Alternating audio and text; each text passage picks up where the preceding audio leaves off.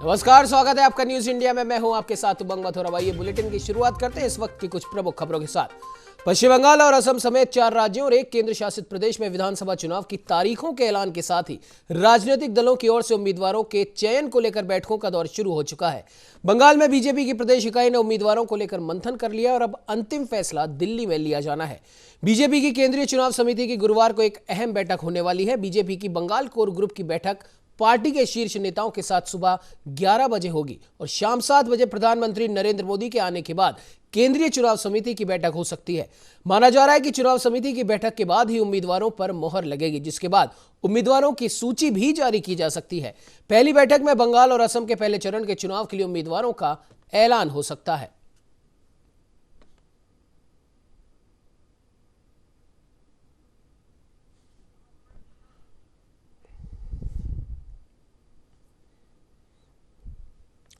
तो आपको बता दें कि बंगाल चुनाव की तारीखों का ऐलान हो चुका है और आज एक महत्वपूर्ण बैठक बीजेपी के कोर ग्रुप की होने वाली है, जिसमें प्रधानमंत्री मोदी भी शिरकत करेंगे। ये बैठक शाम 7 बजे होगी। उससे पहले 11 बजे एक और बैठक होनी है जिसमें डिसाइड किया जाएगा। उसमें पूरी रूपरेखा के ऊपर मंत्रणा की जाएगी और अभी तक के जो दौरे बंगाल में, असम में हुए हैं, उन सभी दौरों की समीक्षा की जाएगी और उसके बाद में शाम 7 बजे जो बैठक होगी उसमें हो सकता है कि उम्मीदवारों की लिस्ट भी जारी हो जाए।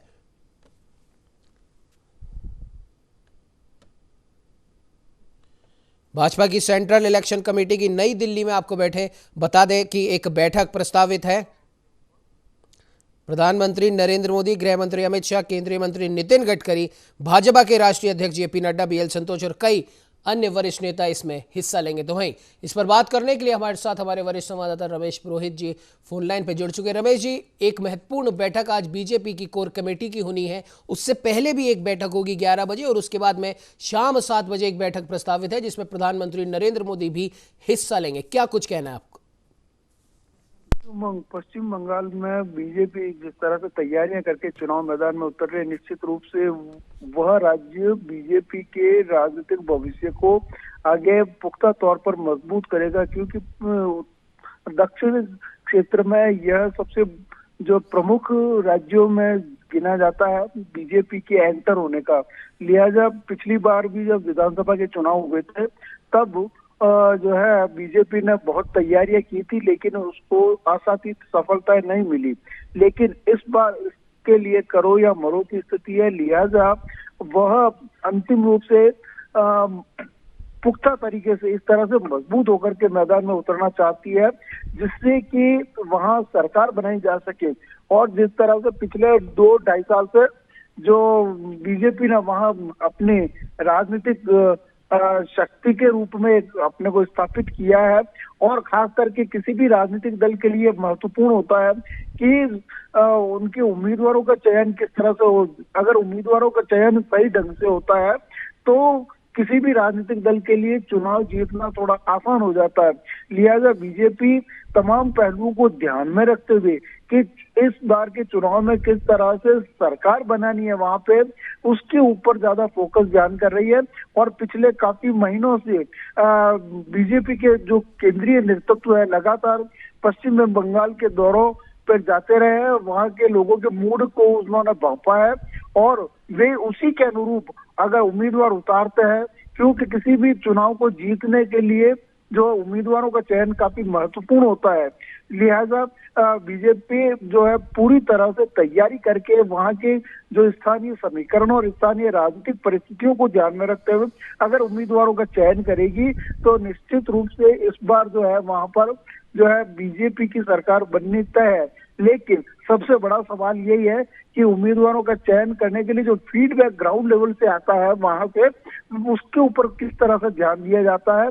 और इन तमाम समीकरणों को अगर ध्यान में रख करके वह अपने उम्मीदवारों का ऐलान करेगी स्थानीय परिप्रेक्ष्य में, क्योंकि विधानसभा के चुनाव छोटे स्तर के लोकसभा के चुनाव के बनिस्पत होते हैं और वहां पर स्थानीय जो राजनीतिक परिस्थितियां होती है, सामाजिक समीकरण होते हैं, तमाम पहलुओं को ध्यान में रखते हुए उम्मीदवारों का चयन किया जाता है।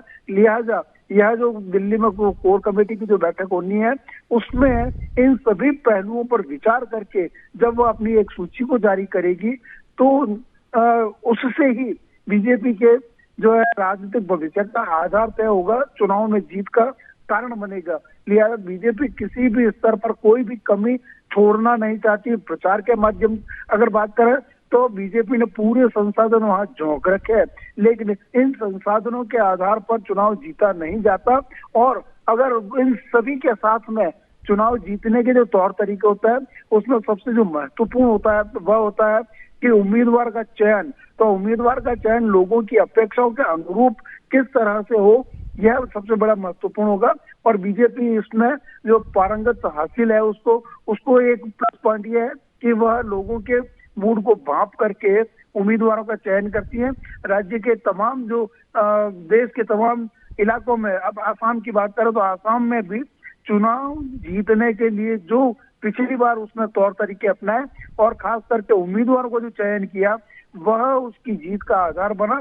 लिहाजा पश्चिम बंगाल की भी अगर बात करें तो आज की बैठक में जब केंद्रीय नेतृत्व राज्यों की और जो नेताओं की ओर से आई हुई सुझाव, सलाह और उम्मीदवारों के चयन के क्राइटेरिया को देखते हुए अगर बात करेंगे तो निश्चित रूप से वह एक और जो है उसके जीत का आधार मजबूत करेगा। जी बिल्कुल पुरोहित जी, और जानना चाहेंगे आपसे कि किन किन बातों पर मुख्य ध्यान दिया जाएगा इस बैठक के अंदर, क्योंकि कई मुद्दे इन बंगाल चुनावों के प्रचार के दौरान उठे हैं और अभी भी प्रचार क्योंकि अभी थमा नहीं है तो अभी भी आने वाले समय में कई मुद्दे उठेंगे। इसमें एक प्रमुख मुद्दा तो जय श्री राम वर्सेस जय सिया राम का है, और सबसे बड़ी बात CAA NRC का भी जिन एक बार वापस चिराग से बाहर निकला है। पुरोहित जी उमंग, मुद्दों का चयन भी काफी महत्वपूर्ण रखता है चुनाव जीतने के लिए। आपने जिन चीजों का जिक्र किया, विषयों का जिक्र किया, वो तो है ही है। खास करके